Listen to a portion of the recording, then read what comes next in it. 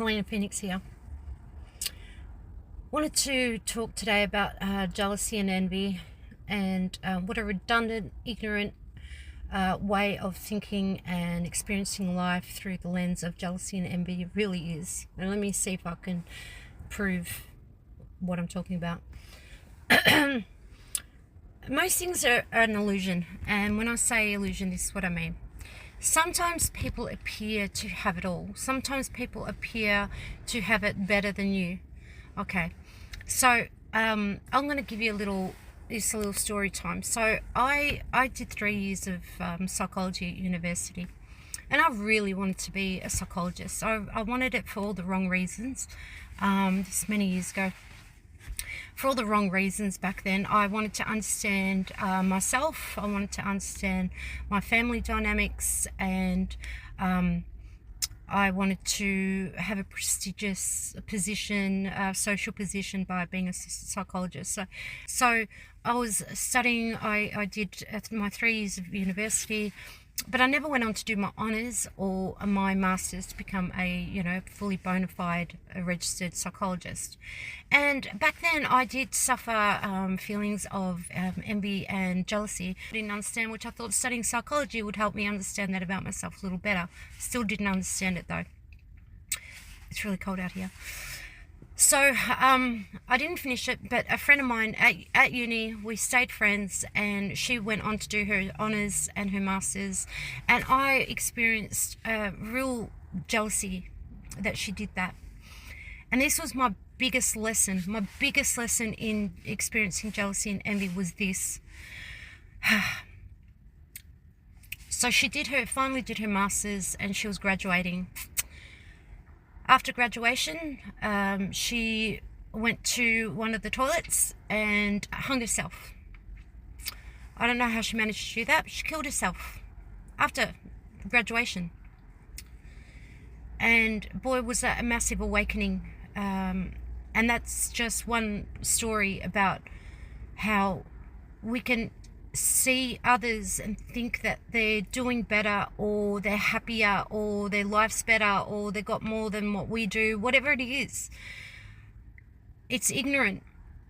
And the reason why God gave us compassion and empathy is actually to understand these things, so we can see the wide scope of life and understand it, instead of seeing life through the lenses of our own unhealed or underdeveloped egos, which is what jealousy and envy is. So people see me, I still cop jealousy and envy now, and it's like, why can't you go and hone your skills, become a better person, find out who you are? Why focus on what other people are doing? And the way the internet is, there's constant messaging, and how the algorithms targeting girls especially to only see reels and videos of other beautiful girls, so you're never really quite measuring up to how other people look. It's insane, man, and it's gotten way worse than when I was at university. I can imagine how everything's really about tapping into that envy vibration within people. They might not be walking around saying they're envious of others, but it's just this, again, the light's being snuffed out of people. It's being snuffed out. Find your own light.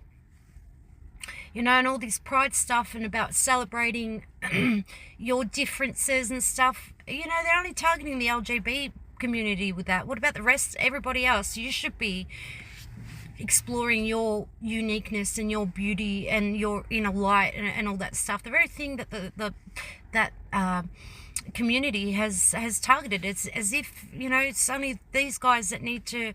It looks like they're the ones having all the fun, and everyone else is just stuck in like a low vibration. Just this low vibration everywhere. It's just. I'm not saying that I can change. I'm not trying to change the world. I just don't want the world to change me. And Ozzy Osbourne said that. I don't want to change the world. I don't want the world to change me. What song is that? with Zakk Wylde as his guitarist. Yeah, but I digress. Great line. I don't want to change the world, but I don't want the world to change me. And you have to have your finger on that pulse of who you are, like constantly. It's every day. You can't skip a day. And if you do skip a day, get back on track. And when I say skip a day, you know those days where you don't want to do anything, you don't want to think, you don't want to be productive, you know, you just don't let those days keep going day after day after day after day. And that's what a lot of people are doing. And then you're going to really start feeling jealous of other people that aren't doing that. Does that make sense? Makes sense to me. Also been really peddling the amino acids because they are neuro pathway builders. They help you with your serotonin and your dopamine and your endorphins, your happy feelings, your healing. They're really important for healing, especially abuse, narcissistic abuse, toxic situations. Aminos are a magic pill. They're not a pill, but they come in pills as well. But it's too complicated to explain the whole gamut of amino acids at the moment. But they do return your inner light. Used correctly, they really, truly do. So this is my little message. Thanks to all 2 people that watch me. I would love to get more subscribers. I'm going to ask if you could please subscribe and push the like button, so when I upload a video, you'll get a notification and you can watch it. And then my algorithm goes up, more people watch it, I'll get more subscribers and more people can hear my message. So that'd be awesome. I've been really just posting my music up on YouTube for many years, but I've never really promoted my channel. I'm one of those people in the dark corners of the internet, but I'm really happy to get out there now. So please, again, feel free to sub, and there's going to be lots more information coming about amino acids. I'm telling you, I'm sitting on the golden eggs. I am the duck sitting on the golden eggs, and the golden eggs are amino acids. They are very healing. They go straight for your brain to help with your dopamine and your serotonin, and you will feel a major difference. So also, if you want to have a consultation with me about them, I will eventually put my contact details for people to reach out and have a coaching session with me about the amino acids. I do also consider myself a narc abuse survivor coach as well. I've helped many people at that, just off my back, out of the kindness of my heart as well. So tools for dealing with toxic, difficult people, I'm good with that as well. So you know, you gotta deal with life. You can't just like sit back and play on your phone and expect that, you know, this minutia of life's going to just work itself out. We need to do it. We need to have knowledge, understand who we are, and understand esoteric knowledge as well. That's very important. Understand our biological nature, how we operate, how we function. It's great to have spiritual knowledge, but it all ties in, man. It's all the trivium. It's all together. All right, you can't just see things scientifically and forget the spiritual. You can't just be spiritual and forget the biological and scientific. It all ties in, and it's all very important to think about and navigate life, or it's going to do it for you. That's really the message. You let things just slide. It's like cracks in a windscreen. If you don't fix those cracks, you're going to end up with cracks all over your windscreen, right? And that's life. You're going to take control of your life. Yeah, I get it. There's a lot of shit out there. There's a lot of negativity. There's a lot of very low vibrational bullshit that's thrown at us all the time. Relationships breaking down, people acting weird. All that stuff. I get it. I'm not immune to it myself. So get on it. Work on yourself, fix your nervous system especially. I haven't mentioned the nervous system. Nervous system's very important. Someone messaged me the other day and said, oh, this nervous system, which one? There's 2. I'm just talking about the brain, okay? The amygdala. The part where all those beautiful